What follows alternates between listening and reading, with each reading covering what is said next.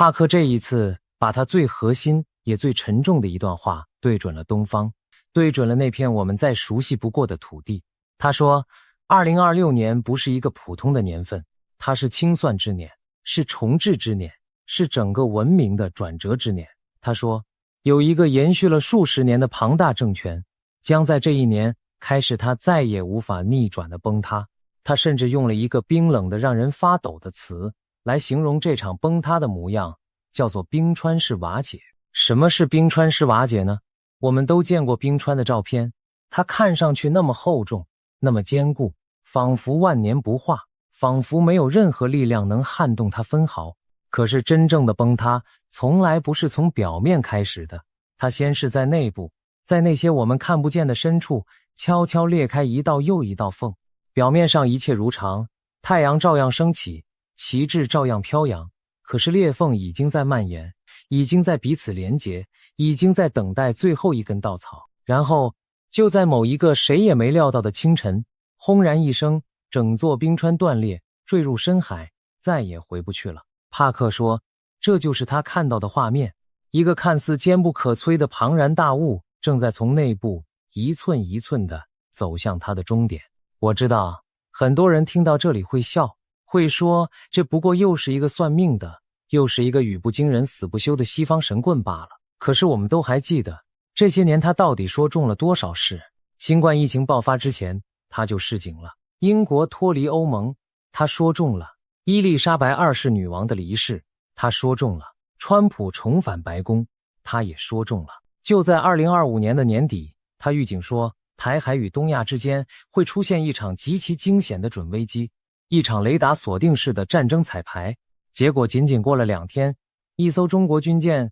就用火控雷達2度鎖定了日本的戰機。這件事震驚了全球。你說這是巧合嗎？一次兩次或許還能說是巧合，可是一次又一次，一次又一次呢？而帕克之所以在這個時候把他的焦點猛地轉向東方，背後其實還藏着一條更大的脈絡。他說那一場曠日持久讓整個世界都揪着心的俄烏戰爭會在川普與普丁之間一場出人意料的交易之後慢慢地畫上句點。基輔會拿回大部分被佔領的土地，而俄羅斯最終只會保留一條通往克里米亞的狹窄的走廊。聽起來這似乎是一個讓人能鬆一口氣的結局。可是帕克緊接着說的那一句話卻讓人後背一涼。他說戰爭是結束了，可是那一股緊繃到極點的張力並不會就這樣憑空消失，它只是會悄悄地轉移到另外一個地方去，而那個地方就是遠東。你聽懂了嗎？當西邊的戰火剛剛熄滅，另一團更加兇險的火苗已經在東邊，在我們的身邊被一隻看不見的手悄悄地點燃了。世界的火藥桶就這樣從歐洲的平原一路挪到了我們腳下的這片海。所以當帕克把他最沉重的目光投向中國，說出2026這4個字的時候，我們真的還能把它當作耳邊風一笑置之嗎？讓我們先弄明白他口中這個清算之年到底是什麼意思。帕克說這一年最大的主題就是真相的浮現，那些被掩蓋了很久很久的謊言，那些被深埋在地底的秘密會像春天解凍的河流一樣，一條接着一條的翻湧出來，再也藏不住。而最關鍵的時間窗口，他反覆強調，集中在年初1月的中旬，2月的底。他說這2個節點異常敏感，而2月恰恰就是中國的農曆新年。熟悉中國傳統的朋友聽到這裡心裡可能會咯噔一下，因為2026年在干支紀年裡是丙午年，丙午屬火，是赤馬，而緊接着的2027年是丁未年，丁未也屬火，是紅陽，赤馬紅陽這4個字連在一起，在中國民間流傳了上千年，叫做赤馬紅陽節。傳說每逢這樣的年份，天下必有劃時代的大災變，60年一輪迴，輪到了就躲不掉。我們翻開史書，會發現一件很不可思議的事：明朝末年的甲申之變，崇祯皇帝在眉山自縊，大明王朝轟然倒塌。那前後正落在這個循環的陰影裡。清朝末年，太平天國的烽火燒遍半壁江山，數千萬人在那場浩劫中喪命，那也是赤馬弘揚的年份。一個又一個王朝的更替，一場又一場天翻地覆的動盪，都被後人對應到了這同一個60年的循環之上。你說這會不會只是後人的牽強附會呢？也許吧。可是當一個遠在英國的西方人，他從來沒讀過我們的干支曆法，他的水晶球裡看到的災難畫面，竟然和我們老祖宗用天干地支推算出來的劫數落在同一個年份，悄悄地重疊在了一起。這難道也只是巧合嗎？而且帕克說，2026年的這一場清算並不會只發生在中國一個地方，他看到的是一股席捲全球的浪潮。在世界的許多個角落，那些習慣了大權獨攬、習慣了一言九鼎的強人，都會在這一年迎來屬於他們各自的清算的時刻。有的會因為一場突如其來的醜聞而身敗名裂，有的會在民眾衝天的怒火中黯然下台，有的甚至會以一種誰也想不到的方式徹底退出歷史的舞台。那些被深埋了多年的黑暗名單，那些見不得光的骯髒交易，會一份接着一份的被攤開在陽光的底下。帕克說，這是一個謊言再也無處藏身的年份，是一個面具被一張一張撕下的年份。而在這一整股全球性的浪潮之中，那個體量最為龐大、根基最為深厚的目標，那個所有的目光最終都會匯聚過去的靶心，毫無疑問就是中國。那麼這場崩塌究竟會從哪裡開始呢？帕克的答案讓每一個台灣人的心都揪了起來。他說，那個導火線很可能就在台海。他描述的畫面是這樣的，在台灣周邊的海域或者空域會發生一起意外的碰撞，可能是2架飛機在空中擦撞，也可能是2艘潛艇在幽深的海底相遇。請大家注意，他用的詞是意外，不是蓄意的宣戰，不是預謀已久的進攻，而是一場誰也沒有預料到的事故。可就是這樣一個小小的火星，點燃了早已堆滿乾柴的整個東亞，衝突會迅速的升級，而一向被夾在中間左右為難的日本也會被無可避免地捲入这場漩渦。他特別點出來，3月是一段高度敏感的時期，是稍有不慎就會擦槍走火的關口。為什麼日本會被捲進這一場本不屬於它的風暴呢？這背後其實有着盤根錯節的緣由。台灣這座島嶼扼守着整條航道的咽喉，它的安危直接牽動着日本的能源命脈和海上的生命線。所以日本國內早就流傳着一種說法，叫做台灣有事就是日本有事。一旦台海真的燃起了戰火，駐紮在沖繩的那些力量幾乎不可能置身事外。而帕克所擔心的恰恰就是這種一環扣着一環再也無法控制的連鎖升級。一場小小的意外碰撞，一個來不及收回的誤判，就足以把整個東亞拖入一個誰都不願意看到的萬劫不復的深淵。這也正是為什麼他要把3月這個時間點標記得那麼重，那麼醒目。聽到這裡，住在這座島上的我們，恐怕沒有人能真正的平靜下來。台海這2個字，對別人來說也許只是新聞裡一個遙遠的地名，可是對我們來說，那就是我們腳下的這片海，是我們每天睜開眼睛就要面對的現實。可是帕克接下來說的話，卻像是無邊黑暗裡忽然亮起的一道光。他說，在這場衝突裡，台灣不會被併吞。你沒有聽錯，這場由台海點燃的風暴，最後真正被重創的不是台灣，而是那個發動風暴的一方。帕克說，真正在這場衝突中傷筋動骨，甚至元氣大傷的是中國。戰爭的代價會像一把鋒利的手術刀，剖開那層光鮮亮麗的外殼，露出底下早已腐朽不堪的內裡。經濟會崩潰，社會會動亂，而那個站在權力最頂端的人，他的寶座會開始劇烈的搖晃。這個道理其實在歷史的長河裡一再的被印證過。我們翻開史書就會發現，有多少看似強盛無比的王朝，恰恰就是倒在了一場本以為能夠揚威立萬的對外戰爭之上。當年那不可一世的隋煬帝3次興兵傾盡舉國之力去征討高句麗，結果非但沒能凱旋而歸，反而把自己龐大的帝國活活的拖垮，最終落得了一個身死國滅的悲慘下場。一個政權，當它的內部早已被悄悄掏空，當它的根基早已腐朽不堪，那麼一場大規模的對外衝突往往不是它扬眉吐氣的舞台，而恰恰是壓垮它的那最後的致命的一擊。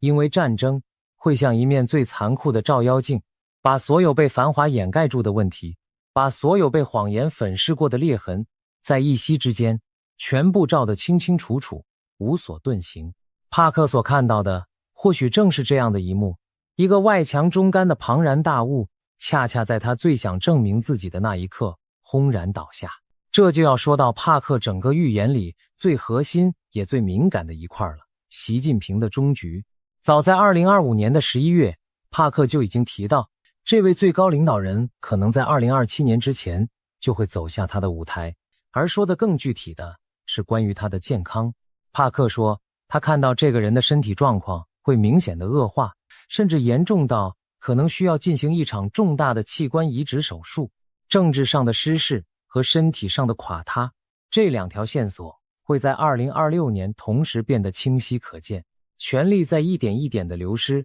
健康也在一點一點的流失。它會像一座被悄悄掏空了地基的高樓，看上去依然矗立，實際上卻早已搖搖欲墜。帕克還補上了一個讓人不寒而栗的細節，他說，會有一位身居高位的重要官員神秘的消失，或者離奇的死亡。在那個密不透風的權力金字塔裡，一個高層人物的突然蒸發，往往不是一件事情的結束，而是一場更大風暴的開始。它像是水面下忽然冒出的一個氣泡，告訴你底下早已暗流洶湧。我们這些年難道沒有一次又一次的眼睜睜看着那些曾經位高權重、呼風喚雨的名字，忽然之間就從所有的新聞裡徹底的乾乾淨淨的消失了嗎？那些消失的背後又藏着多少我們永遠不會知道的故事呢？其實關於這位最高領導人的結局，帕克在更早的時候曾經描繪過一幅更加驚心動魄的畫面。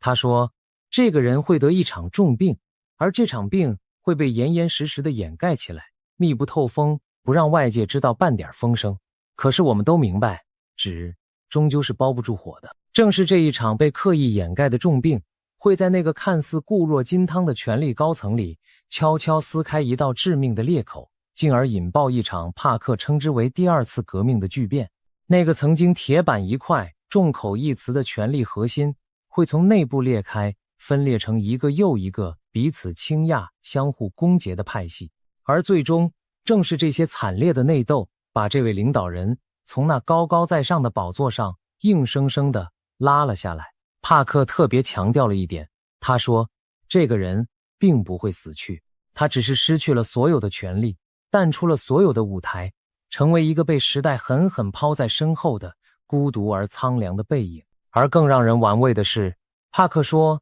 他隱隱約約地感覺到，在那個森嚴的權力體系裡，早就有人在冷眼旁觀，在按兵不動，在屏住呼吸，靜靜地等待着那一個屬於自己的千載難逢的時機。而這一切政治上的劇烈地震背後真正的推手，帕克說是經濟。他描繪的那幅中國經濟的圖景，是一個正在從內部分裂的軀體，發不出來的薪水，被凍結的債券。這些聽起來冷冰冰的詞，背後其實是千千萬萬個普通家庭一夜之間失去依靠的真實恐懼。當一個人辛辛苦苦工作了一整個月，到頭來卻拿不到應得的報酬；當一個人省吃儉用，以為穩穩當當的存款和投資，忽然之間就動彈不得，連自己的錢都取不出來。那種積壓在心底的憤怒，那種看不到明天的絕望，會像地底的岩漿一樣，越積越多，越積越燙，直到它終於找到一個出口，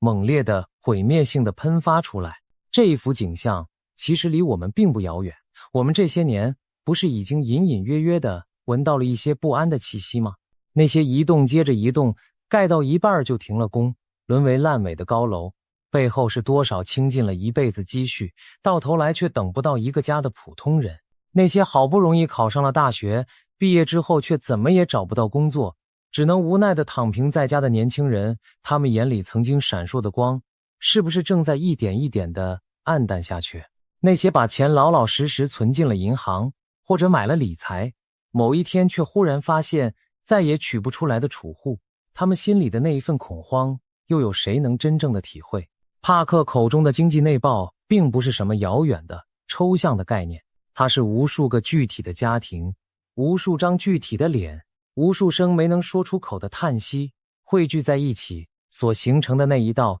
越來越深、越来越寬的裂縫。當這些裂縫終於連成了一片，當那積壓已久的情緒終於決堤，誰又能擋得住呢？雪上加霜的是，帕克還預言了一場大規模的網絡攻擊。他說，這場攻擊會造成全球性的混亂，會直接引爆一場經濟危機，而其中受創最深的正是中國。在這個一切都連上了網絡的時代，銀行靠網絡，電力靠網絡，交通靠網絡，物流也靠網絡。一次精準而致命的網絡癱瘓，足以讓一個看似龐大無比的經濟體在短短幾個小時之內全面失血，動彈不得。再加上他口中那場將在春天降臨的人工智慧泡沫崩盤，那場讓全球科技股劇烈回檔，讓領頭的加密貨幣暴跌將近70%的金融海嘯一波接着一波，全世界都會在這場震盪裡天旋地轉，而早已虛弱不堪的中國，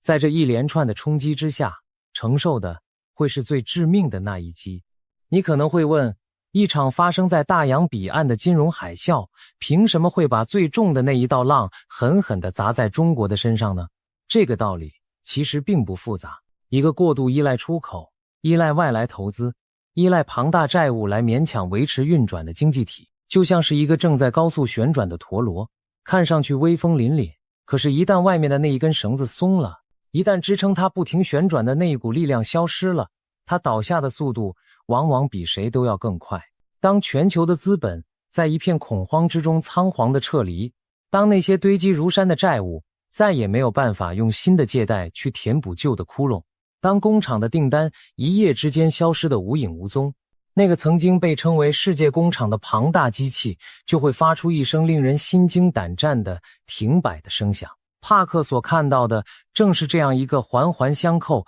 再也無法逆轉的崩塌的連鎖。可是真正讓帕克的這段預言和中國人骨子裡某種深沉的恐懼產生共鳴的是另外一個畫面。他說，會有一場重大的基礎設施災難，可能是一場火車事故，也可能和三峽大壩有關。三峽大壩，光是這4個字就足以讓無數人的心頭猛地一緊。那是一座橫亘在長江之上的龐然巨物，是無數人曾經引以為傲的工程奇蹟。可是同時，它也是無數人在午夜夢回時那個揮之不去的隱憂。它的下游是一座連着一座密密麻麻的城市，是上億人賴以生存的家園。武漢、南京、上海，這些名字背後是多少鮮活的生命？帕克並沒有把話說死，他只是說和他有關。可是僅僅是這一個模糊的指向，就已經足夠讓我們脊背發涼了，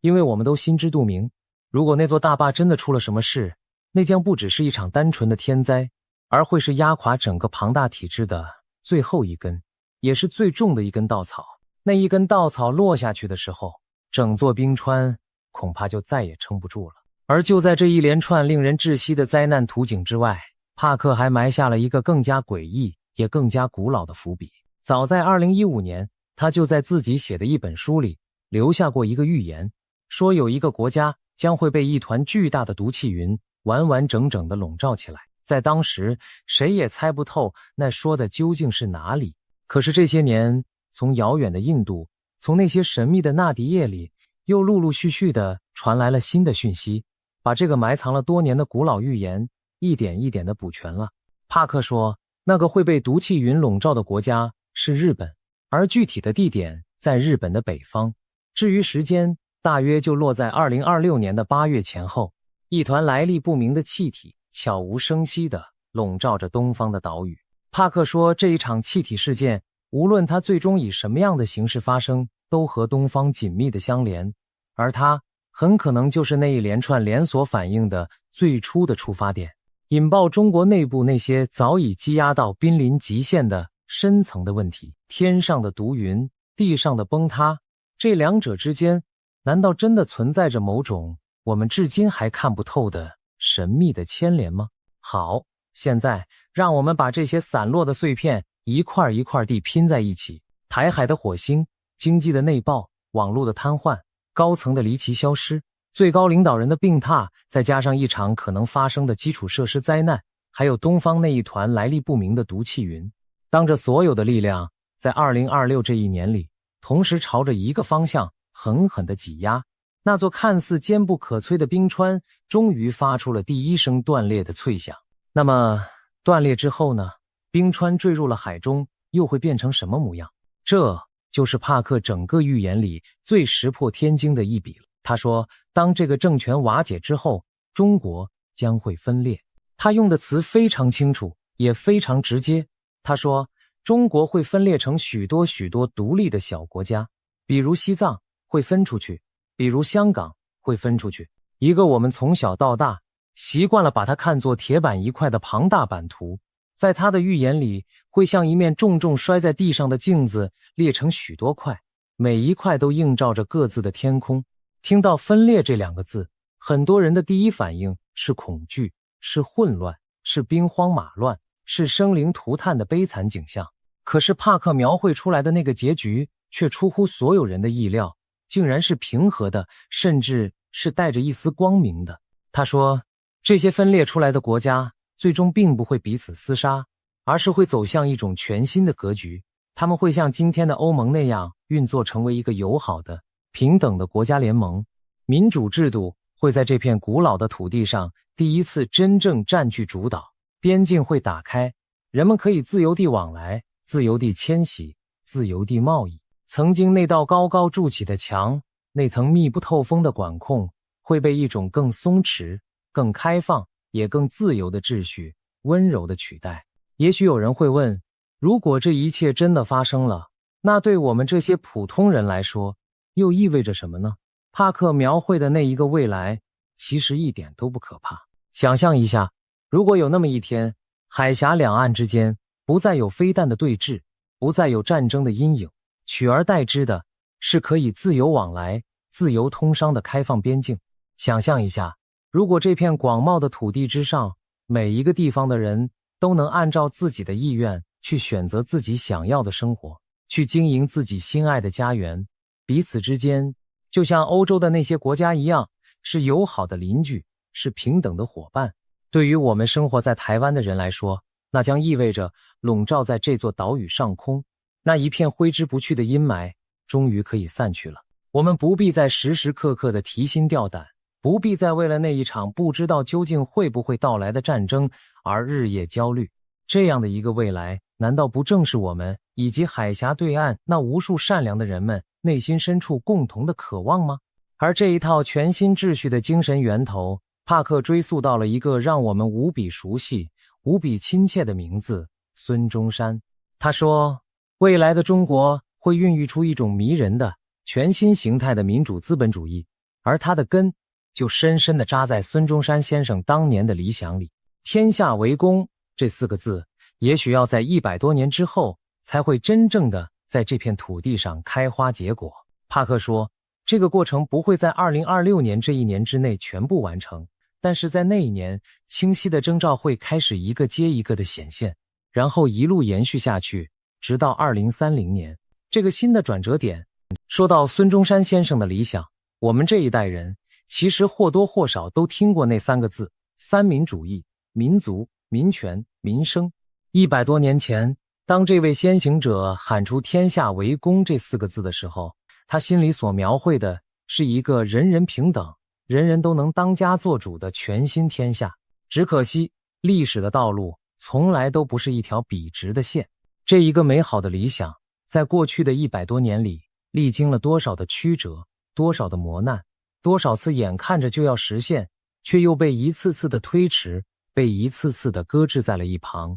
帕克說，也許就是在這一場巨變之後，這一顆埋藏了100多年的種子，終於要等到它破土而出，開花結果的那一天了。那將不是某一個人的勝利，而是一種理念的回歸，是這片土地上的人們在歷經了整整100年的風風雨雨之後，終於找回了那一條本就應該屬於他們的道路。說到這裡，可能會有朋友皺起眉頭，搖搖頭，會說，中國那麼大，幾千年來都是大一統的天下，怎麼可能會分裂呢？分裂這2個字光是聽起來就那麼可怕，那麼遙不可及，那麼不可思議。可是，如果我們真的靜下心來，翻開那一頁一頁的歷史，會發現一個被很多人長期忽略的真相。中國這5000年的漫長歷史裡，真正由一個皇帝牢牢掌控，中央高度集權的時間，其實並沒有我們想象中的那麼長。你看那最古老的三皇五帝時代，那是何等鬆散的部落聯盟，各個部族推舉出共主，可是平日裡各管各的。再看夏、商、周這3個朝代，尤其是周朝那綿延了800年的分封制，天子之下是大大小小數不清的諸侯，齊國、楚國、秦國、晉國，各自管着各自的封地，自己收稅，自己練兵，這不就是一種鬆散的聯邦嗎？光是這幾段時期加起來，就佔據了中國歷史將近3000年的時光。換句話說，鬆散的、分權的、聯邦式的治理才更接近中國歷史真正的常態，而我們以為理所當然的大一統，反倒只是其中的一部分罷了。所以，如果有一天這片土地再一次走向某種形式的聯邦，走向諸侯並立、各自為政的格局，那其實不過是回歸了老祖宗最古老的傳統而已，又有什麼好大驚小怪的呢？我們再往後翻一翻，會發現這樣的分分合合，在中國的歷史上簡直就是反反复复上演的主旋律。東周之後的春秋戰國，群雄並起，諸侯爭霸，那一段分裂割據的漫長歲月，前前後後竟然長達500多年。漢朝傾覆之後，是魏、蜀、吳三國鼎立，那是多少人耳熟能詳、津津樂道的英雄輩出的傳奇年代。盛唐倒下之後，緊接着又是5代十國，短短幾十年的光景裡，中原大地上旗號換了一個又一個，城頭變換大王旗。哪怕到了離我們最近的近代，清朝覆滅之後，那一段軍閥割據、各省各自為政的歲月，難道不也是一種分裂的格局嗎？你看，分了又合，合久必分，分久又必合，這短短的幾個字，幾乎就寫盡了我們這個古老民族幾千年來起起落落的全部命運。所以，帕克口中那一個分裂的預言，在外國人聽起來，也許是石破天驚、匪夷所思。可是，在我們這些讀過幾頁史書的中國人耳朵裡，它其實一點都不陌生。它只不過是又一次要把那一台古老的歷史巨輪重新推動起来罷了。更何況，這一片廣袤的土地本來就不是鐵板一塊，本來就充滿了各式各樣繽紛的色彩。你听听看，廣東人說的粵語，福建人說的閩南話，上海人說的吳語，彼此之間幾乎就像是不同的語言，互相都聽不太懂。再往邊疆的方向走，西藏有西藏的信仰，新疆有新疆的風俗，內蒙古有內蒙古的草原文化。這些地方的人們千百年來都默默守護着自己獨特的傳統和記憶。一個如此遼闊、如此多元的天下，硬要用一套標準、一個聲音、一種模式，把所有的人牢牢地捆綁在一起，這本身或許就是一件極其費力，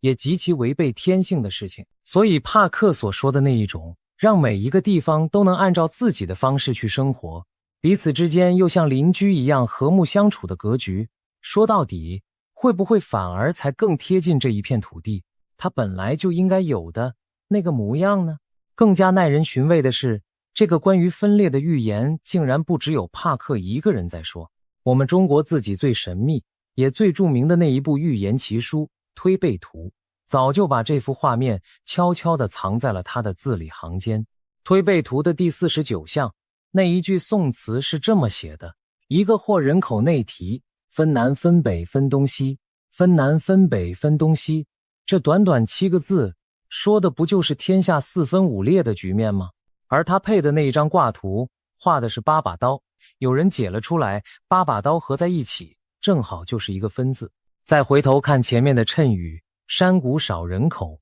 谷這個字少了人口，就剩下一個8，而角這個字去掉了朝，就只剩下一把刀，合起來又是一個分字。1000多年前的唐朝人，竟然就用這樣隱晦曲折的方式，反反复复、固固執執的，向着1000年之後的我們，指着同一個字分。而推背圖第49項的最後一句，其實還藏着一份難得的安慰。那句話寫的是六爻占盡文明見。爻在八卦裡代表的是天地萬物变動不息、生生不已的規律。古人用六爻來占卜，靠的就是五行之間生生克克、循環往復的道理。所以六爻占盡文明見這6個字，說的直白一點，就是當所有的變動都走到了盡頭，當這一場大的結束終於過去，迎接我們的將是文明的重現，是一個嶄新的光明的開端。你看，連我們自己這一部最神秘的預言之書，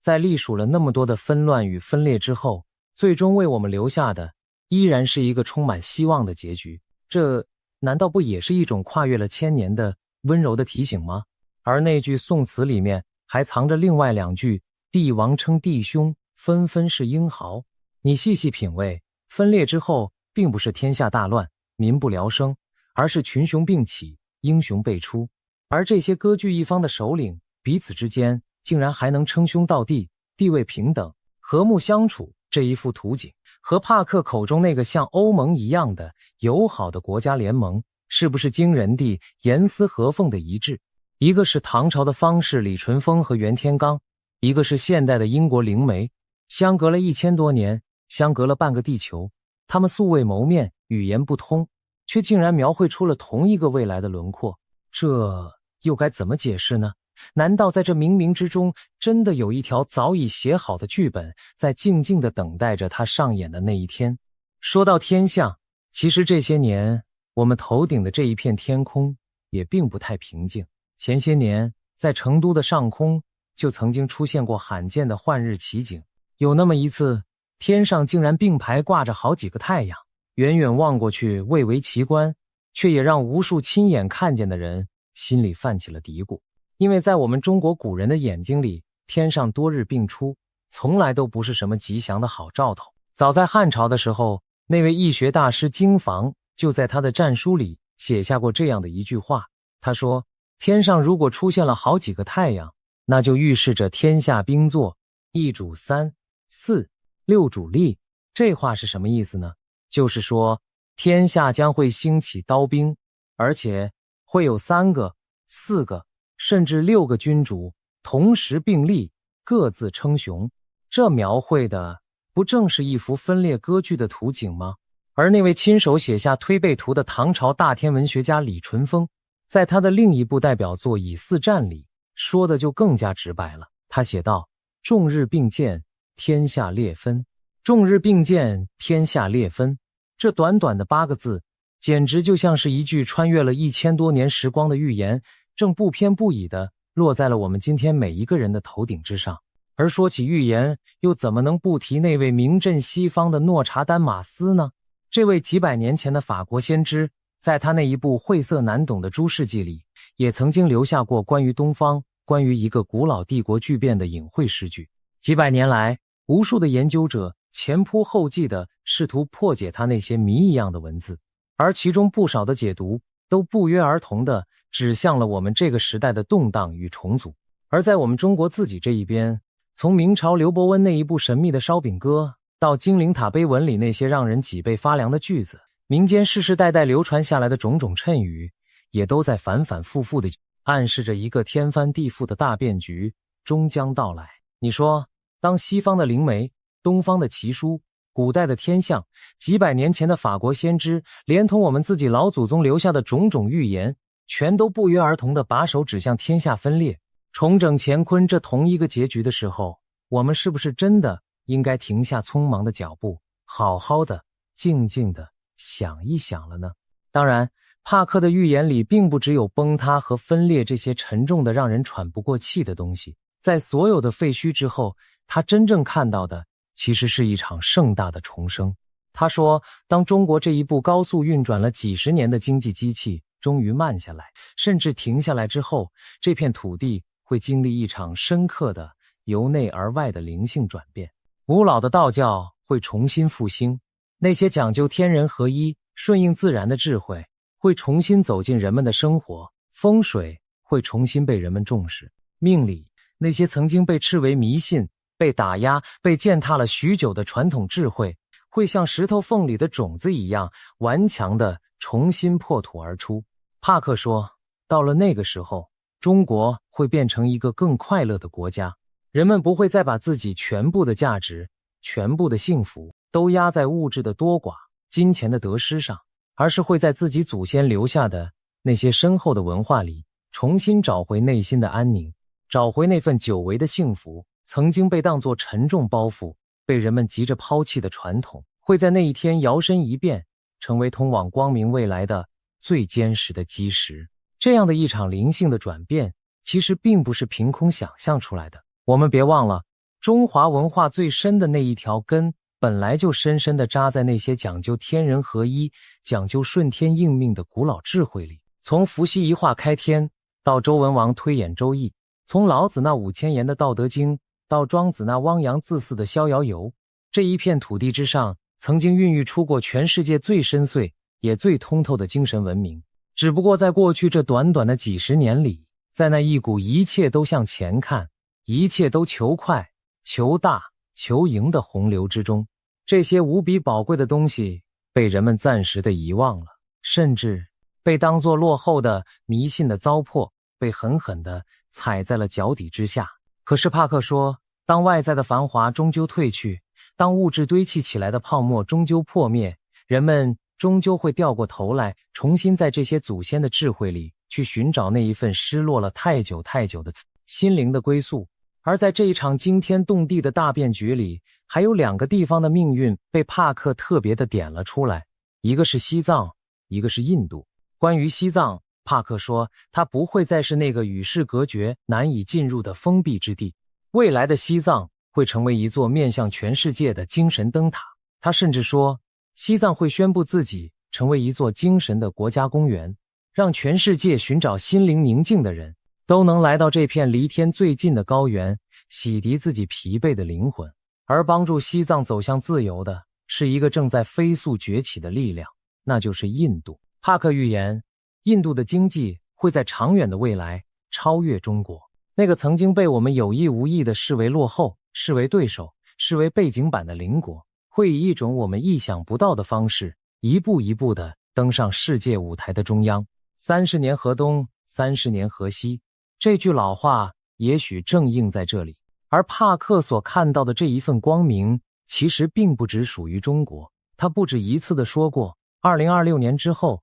整個世界都會開始發生一些非常非常正面的事情。雖然在那之前，我們還得走過一段崎嶇難行的路，可是路的盡頭是有光的。他說，人類將會迎來一種全新的靈性，一種超越了所有現有宗教的更高層次的覺醒。他會為我們提供一套全新的道德準則，讓不同信仰、不同膚色、不同國度的人們第一次真正的在精神的層面上彼此相通。這需要的是整個世界的共同覺醒。而這份覺醒，帕克說，將是人類在歷經了所有的繁榮與崩塌之後所能得到的最巨大的一份恩賜。我們終將擁有一種前所未有的更高層次的意識。那麼，帕克所有這些看似天馬行空、匪夷所思的預言，到底是從何而來的呢？這就要說到他這些年反反复复提及的一個古老到近乎神話的東西——印度的納迪棕櫚葉預言。傳說在幾千年前，古印度的那些聖者們就把無數人一生的命運，把這整個世界未來的走向，一片一片地刻在了一頁一頁的棕櫚葉上。這些葉子歷經了1000年的風霜，代代相傳，可是上面記載的內容卻從來沒有改變過一個字。而每一片葉子的主人都會在冥冥之中，仿佛被某種看不見的力量牽引着，跨越千山萬水，來到解讀師的面前，聽到那一段早在幾千年前就為他寫好的預言。帕克說，他曾經親自去印度尋找過屬於他自己的那一片葉子，而那片葉子上竟然準確地寫出了他母親的名字，當场就把他給徹底鎮住了。而讓他更加震撼的是，這些無比古老的納迪葉所揭示的未來，和他自己這些年憑着感應一點一滴看到的畫面，竟然高度的嚴絲合縫地吻合在了一起。納迪葉說，2026年並不是一切的終點，而恰恰是人類開始真正看清自己未來全貌的起點。它是一個斷裂點，是一個混亂、重組和巨大的覺醒同時發生的年份。更耐人尋味的是，這些納迪葉裡還藏着一些超出我們認知的內容。帕克提到，有一段預言談到了地球之外的文明，說那些來自星空的生命正以人類無法理解的方式往返於我們的星球之間，而各國的政府因為恐懼，也因為某種難以啟齒的羞愧，一直在向我們隱瞞着真相。這讓帕克忍不住去想，2026年會不會也將成為一個大揭露之年，一個那些被藏了太久太久的秘密再也藏不住的年份。從天上的星空到地下的秘密，從一個政權的崩塌到一整個文明的覺醒，所有的線索竟然都指向了同一個方向。你也許會覺得外星揭露这些詞聽起來實在太過科幻，太過遙遠了。可是帕克想說的其實並不是那些飛碟和小綠人，他真正想說的是一種更深層的東西，那就是在這一場巨大的清算与重置裡，被掀開的將不只是某一個政權的蓋子，而是這個世界上許許多多被刻意隱藏了太久的真相。那些我們一直以為理所當然的事情，那些被反覆灌輸、被當作真理的說法，也許都會在這一年裡一個接着一個地露出他們底下那另外一副面孔。這才是大揭露真正的含義，它是一場關於真相的、全面的、再也無法回頭的覺醒。聽到這裡，你的心裡是不是也和我一樣泛起了一陣難以言說的波瀾？這麼多的預言，這麼多不同的源頭，西方的靈媒，東方的奇書，古印度的棕櫚葉，民間那些神出鬼沒的賒刀人，他們竟然像是事先商量好了一樣，齊刷刷的把手指向了同一個時間，同一片土地，同一場巨變。說起賒刀人，那也是我們中國民間一個極其神秘的存在。他們的刀只賒不賣，言明只有等到他們的預言應驗了才回來收錢。前些年就有人在遼寧、在河北拍到了賒刀人的身影，那個衣着樸素、笑容和善的人向大家兜售他的菜刀，說他的刀子3年之後再來收錢。有人問他，3年之後你還找得着人嗎？他就只是笑而不答。而那3年之後算下來，恰恰就是2026年。你看，這個世界難道真的要在我們這一代人的眼前翻開全新的、誰也無法預料的一頁了嗎？不過，我也想在這裡特別的提醒大家一句，帕克所描繪的這一切，並不是說會在某一天像按下一個開關一樣，轟然一聲，全部同時發生。預言從來都不是這樣運作的。他自己說得很清楚，2026年是這一場巨變的起點，而絕不是它的終點。真正的轉折會像漲潮的海水一樣，一波接着一波地緩緩湧來。有的徵兆會先冒出頭，有的後果會慢慢的發酵，而整個過程會一直延續到2030年，甚至更加久遠的未來。所以，我們真正要做的，不是焦慮地盯着日曆，一天一天地數着日子，期待着某一個驚天動地的大事件，而是要學會靜下心來，去留意那些正在我們身邊悄悄發生着的細小的裂縫，一道又一道。當這些裂縫一點一點地連成了片，當那一座看似永恆的冰川發出第一聲清脆的斷裂之響，我們也許才會猛然明白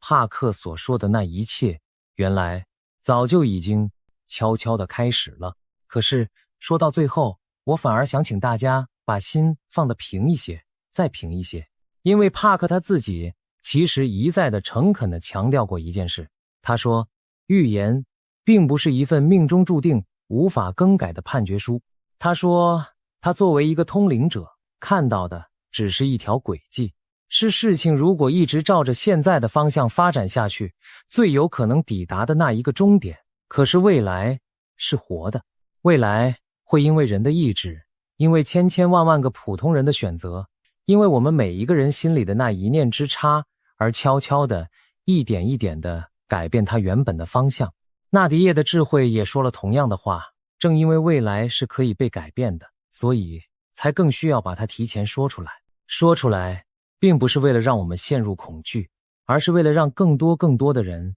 能夠把善的念頭，把美好的祝願，把溫暖的祈禱投向那些可能會受苦受難的角落，去減輕去化解那即將到來的衝擊。一個人的力量也許微不足道，可是當千千萬萬顆向善的心連在一起，誰又能說他不能改变一场風暴的走向呢？所以你看，帕克講了這麼多崩塌，這麼多災難，這麼多沉重的讓人喘不過氣的畫面，可是他真正想對我們說的，從頭到尾都不是要我們陷入恐懼，陷入絕望。恰恰相反，他想說的是，在所有的黑暗的背後都藏着一道光，那道光是清算之後的清醒，是崩塌之後的重生，是混亂之後一個更自由、更快樂也更有灵性的全新世界。舊的冰川崩塌了，可是冰川崩塌之後，融化的雪水會滋養出一整片從未有過的生機盎然的草原。我常常在想，我們這一代人能夠親眼見證這樣的一個時代，到底是一種幸運還是一種不幸呢？也許這兩者本來就是一體的兩面。動盪的年代固然充滿了不安和恐懼，可是動盪的年代也往往正是那些舊的枷鎖被打破，新的希望被點燃的年代。我們的祖輩經歷過戰亂，經歷過饑荒，經歷過比我們今天所能想象的還要艱難100倍的歲月，可是他們挺過来了，他們用自己的肩膀硬生生地扛住了那一個風雨飄搖的時代，這才有了我們的今天。那麼今天的我們又有什麼理由在這一場即將到來的巨變面前畏縮不前呢？2026年，這一扇沉重的大門已經被緩緩地推開了，門後面是風暴還是新生？是終結還是另一個開始？也許這個答案並不全然地寫在那些古老的棕櫚葉上，那些神秘的卦象裡，那些賒刀人不肯回答的微笑中。也許這個答案有很大的一部分就握在我們每一個人自己的手心裡。我們無法決定大時代的洪流最終會湧向哪一個方向，可是我們每一個人都可以決定，在這樣一個動盪的年代裡，我們要用怎樣的一顆心去面對身邊的人，去面對那未知的明天。願我們都能在這場100年難得一遇的巨變裡，守住自己內心的那一份善良，那一份清明，那一份不被恐懼吞沒的從容。因為到頭來，能夠真正帶我們穿越風暴的，從來都不是恐懼，而是希望。朋友們，這個世界正在我們眼前悄悄的、劇烈的改變。帕克的這段核心預言到底會不會一一應驗？沒有人能夠100%的拍胸脯保證。可是有一件事我深信不疑，那就是無論外面的世界怎麼天翻地覆，我們守在心裡的那份善良和清醒永遠都不会貶值。這些年做着這個頻道，和大家聊了那麼多的預言，那麼多的天象，那麼多老祖宗留下來的智慧，我也漸漸地明白了一個道理。我們之所以要去了解這些，並不是為了制造恐慌，更不是為了販賣焦慮，而是為了讓我們自己在面對這個變幻莫測的世界的時候，能夠多一份從容，多一份篤定。當你知道原來眼前的這一切動盪，在那漫長的歷史裡早就已經一次又一次的上演過，當你知道原來每一次黑暗的盡頭都緊緊地連着一道新的曙光，你的那一顆心自然而然的就會安定下來。恐懼往往來自於未知，而當未知被我們一點一點的照亮，我們便能夠更加勇敢地去迎向那個未知的明天。讓我們一起靜靜地看着這一切如何展開。也許在不久的將來，我們真的會親眼見證那座屹立了數十年的冰川發出它第一聲也是最後一聲的斷裂之響。